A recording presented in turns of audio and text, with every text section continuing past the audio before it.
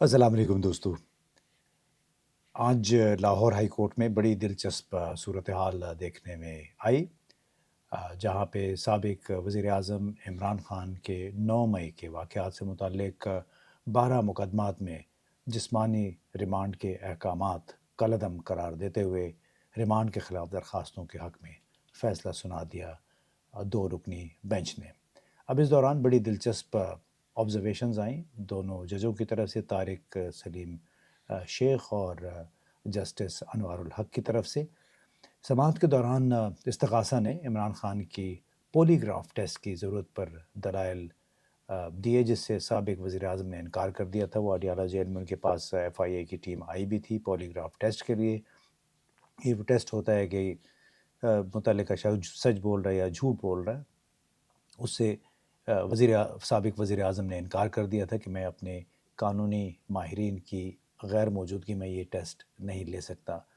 اس موقع پہ جسٹس طارق سلیم شیخ نے استفسار کیا کہ عبوری ضمانت کی مدت کے دوران ایسے ٹیسٹ کیوں نہیں کروائے گئے. ریمانڈ کی درخواستوں کے وقت پر روشنی ڈالتے ہوئے، جو کہ خان کی متوقع رہائی سے مطابقت رکھتا ہے، انہوں نے کہا کہ یہ ٹائمنگ بڑی عجیب سی لگتی ہے کہ اس وقت لگ رہا ہے کہ ان کو ریلیف مل رہا ہے، ان مختلف کیسوں میں ان کی رہائی سامنے نظر آ رہی ہے، تو ایسے موقع پہ یہ بار بار ریمانڈ کا مطالبہ کیوں کیا جا رہا ہے. اس موقع پہ جسٹس انوار الحق پنو نے دیگر مقدمات میں ضمانت ملنے پر عمران خان کو دوبارہ گرفتار کرنے کے متواتر رواج پر بڑے زوردار ریمارکس دیے، اور استغاثہ کی جانب سے جو پرانے مقدمات پر کارروائی کے حصول میں تاخیر پر سوال اٹھایا.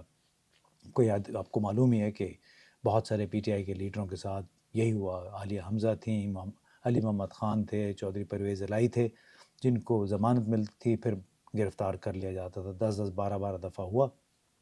خیر، عمران خان صاحب کو تو باہر نکلنے کا موقع ہی نہیں ملا. ایک کیس کے بعد دوسرا کیس، دوسرے کے بعد تیسرا کیس. اب عمران خان کے وکیل سلمان صفدر نے دلائل دیتے ہوئے کہا کہ دفاع کو بہت سے کیسز کا علم نہیں تھا، اور ان کیسز میں نہ تو ضمانت مانگی گئی اور نہ ہی دی گئی.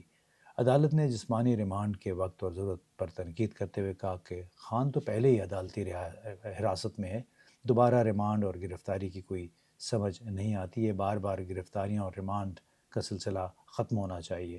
جسٹس طارق سلیم شیخ نے کے مطابق انہوں نے یہ بھی نشاندہی کی کہ تفتیشی افسران کے پاس گزشتہ 1 سال کے دوران ان مقدمات پر کارروائی کے لیے کافی وقت تھا. کوئی ایک ٹویٹ، کوئی ایک ویڈیو بتائیں جس میں انتشار پھیلایا گیا. یعنی آپ کو معلوم ہے کہ 9 مئی کے حوالے سے جتنی بھی مقدمات بنے عمران خان پہ، اس میں کہا گیا کہ انہوں نے لوگوں کو بغاوت پہ اکسایا، انتشار پھیلانے کی کوشش کی. تو اسی کانٹیکس میں جسٹس طارق سلیم شیخ نے کہا کہ کوئی ایک ٹویٹ دکھا دیں، کوئی ایک ویڈیو دکھا دیں جس میں عمران خان نے اس قسم کا کام کیا ہو.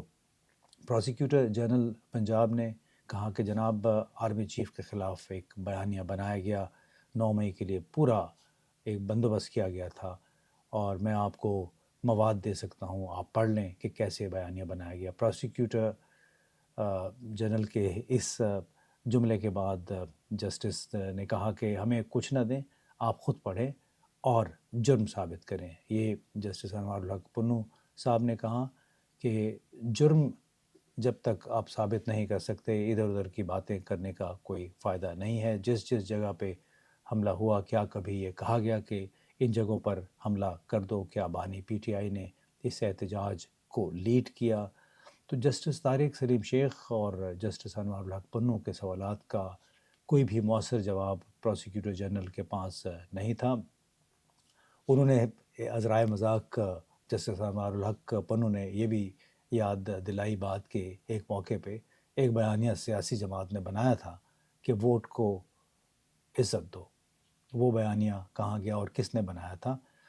اور انہوں نے دونوں ججوں نے بار بار یہ کہا کہ آپ ہمیں ثبوت دیں کہ جرم کہاں پہ ہوا ہے، کیونکہ پھر ہم جب فیصلہ دے دیں گے تو بعد میں آپ کہیں گے کہ جج چھوڑ دیتے ہیں.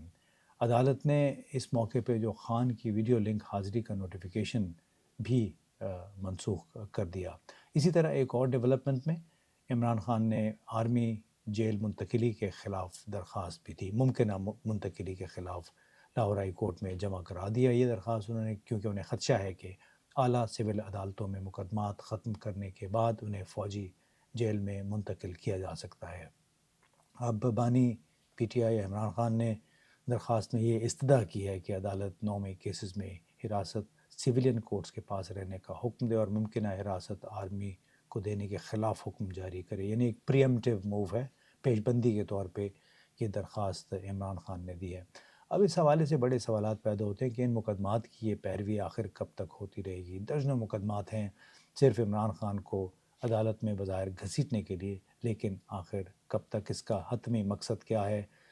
کیونکہ ایک بات سب پر واضح ہے کہ زمینی حقائق وہ عمران خان اور پی ٹی آئی کے حق میں ہیں۔ محض بیانات سے، ٹی وی پہ آ کے لمبی لمبی تقریریں کرنے سے وہ صورتحال تبدیل نہیں ہو سکتی جو لوگوں کے دلوں اور دماغ میں ہے اس وقت، اور وہ یہی ہے کہ ملک میں سیاسی ہیجان کی صورتحال ہے، حقوق جو جمہوری حقوق ہیں ان پہ براہ راست ایک حملہ ہے۔ اب تو الیکٹرانک کرائمز کے حوالے سے عدالتوں نے بھی کام شروع کر دیا ہے۔ اور میں اس موقع پہ ایک آخر میں ایک مختصر سی بات یہ ہے کہ ہمارے ایک دوست ہیں شمس محمد، انہوں نے ایکس اور فیس بک پہ ایک اپنے جو پشتون دوست ہیں ان کے ایک رائے جاننے کی کوشش کی، ایک مختصر سا سروے کیا کہ کیا پاکستان میں رہنا چاہتے ہیں، پاکستان فاٹا کو بحال کرنا چاہتے ہیں۔ تو بنیادی سوالات تھے کہ یہ جاننے کے لیے کہ پاکستان کے حوالے سے، ریاست پاکستان کے حوالے سے یہ لوگ کیا سوچتے ہیں۔ تو ان بڑے دلچسپ نتیجہ یہ نکلا کہ 99% لوگوں نے فیس بک پہ ان سوالات کے جو جواب دیے وہ پاکستان نے ریاست پاکستان کے حق میں تھے، وہ پاکستان میں رہنا چاہتے ہیں لیکن سیاسی صورتحال سے ناخوش ہیں۔ جو معاشی حالات ہیں ان پہ انہوں نے عدم اطمینان کا اظہار کیا۔ ظاہر ہے بے روزگاری ہے، مہنگائی ہے، اور ٹویٹر پہ یا ایکس پہ البتہ جن لوگوں نے اظہار خیال کیا وہ 50-50 آدھی 50-50 کی بات تھی، کسی نے کہا وہ خوش ہیں، کسی نے کہا وہ ناخوش ہیں۔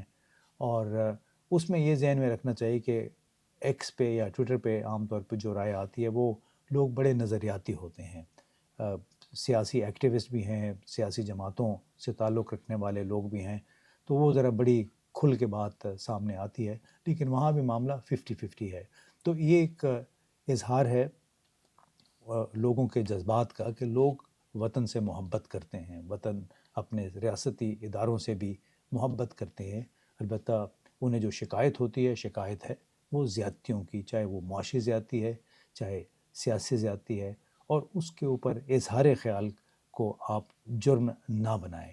یعنی بار بار جس انداز میں بات ہوتی ہے، چاہے عام عدالتوں میں کیسز ہیں یا پیکا عدالتوں میں جائیں گے، جس طرح ٹویٹر عرصے سے بند کیا گیا، فائر وال لگا دی گئی، لوگوں کو اس سے شکایت ہے کہ آپ بار بار مختلف قدغنیں کیوں لگا دیتے ہیں، ہمیں آپ جو آئین کے تحت جمہوری حقوق ملے ہوئے ہیں ان کے تحت زندگی بسر کرنے دیں۔ ہمیں ریاست پاکستان سے کوئی شکایت نہیں، بلکہ ایک آزاد ملک کے شہری ہونے کے اوپر سب کو بڑا فخر ہے۔ بہت بہت شکریہ۔